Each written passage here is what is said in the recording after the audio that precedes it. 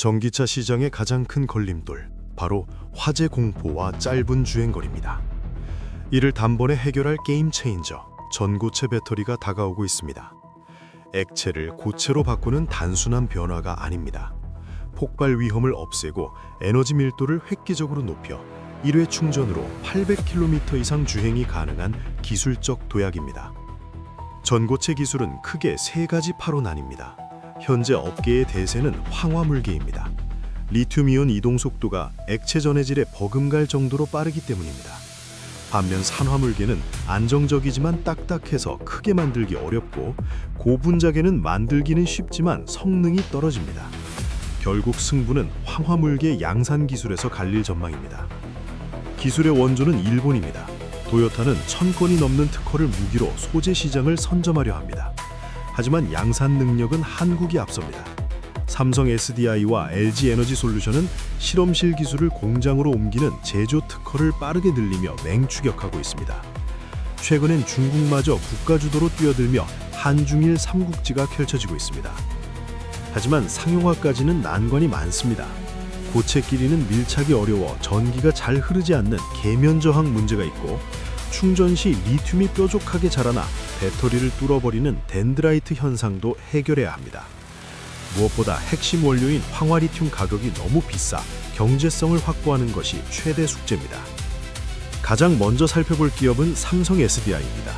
국내 배터리 3사 중 전고체 상용화에 가장 적극적입니다.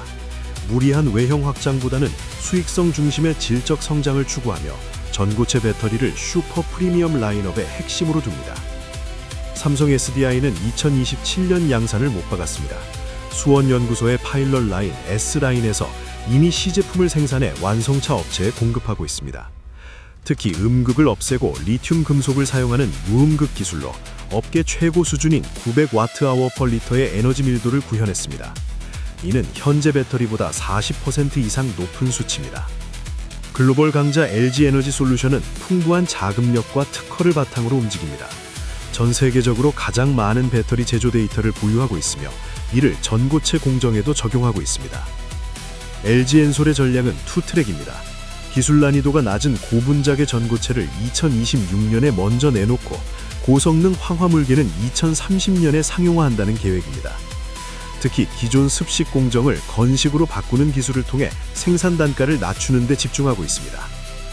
SK온은 후발주자지만 현대차 그룹과의 협력을 통해 빠르게 성장하고 있습니다. 공격적인 설비 투자로 덩치를 키웠고, 이제는 전고체 기술로 질적 도약을 노립니다. SK온은 미국의 전고체 전문 기업 솔리드 파워와 손을 잡았습니다. 이를 통해 기술 개발 속도를 높여 상용화 시점을 2029년으로 앞당겼습니다. 대전 차세대 배터리 파일럿 플랜트에서 고분자와 삼화물을 섞은 복합계 배터리 등 다양한 시도를 하고 있습니다. 배터리 성능을 좌우하는 소재, 포스코 퓨처엠입니다. 국내에서 유일하게 양극재와 음극재를 모두 생산하며 포스코 그룹의 자원 개발 역량 덕분에 원료 수급이 가장 안정적인 기업입니다. 전고체 배터리는 고압 프레스 공정을 거치기 때문에 으스러지지 않는 단결정 양극재가 필수입니다. 포스코 퓨처엠은 이 단결정 양극재와 차세대 음극재인 리튬 메탈까지 아우르는 풀 라인업을 갖추고 있습니다. 하이니켈 양극재 세계 1위 에코프로비엠입니다. 전고체 배터리에서도 에너지 밀도를 높이기 위해선 하이니켈 기술이 필수적입니다. 에코프로비엠은 삼성 SDI와 합작사를 운용할 만큼 관계가 끈끈합니다. 삼성 SDI가 2027년 전고체 배터리를 양산할 때 에코프로비엠의 전고체용 양극재가 탑재될 가능성이 매우 높습니다. 소재 분야의 숨은 강자, 이수 스페셜티 케미컬입니다. 전고체 배터리의 핵심인 황화물 존해질을 만들려면 황화리튬이 반드시 필요한데, 이 회사가 국내 유일의 대량 생산 기술을 보유하고 있습니다.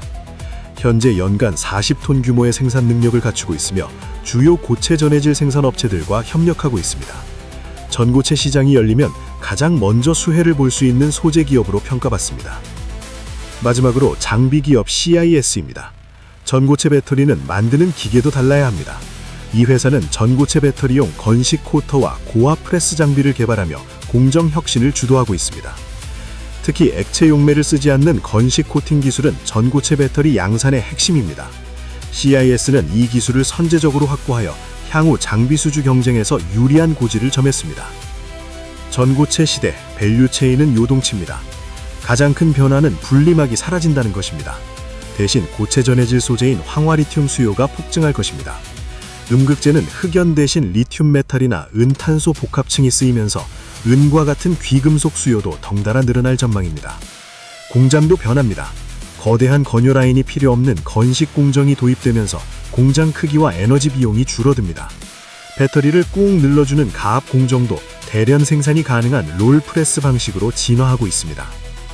전고체의 쌀이라 불리는 황화리튬은 이수 스페셜티 케미컬과 레이크 머티리얼즈가 양분하고 있습니다.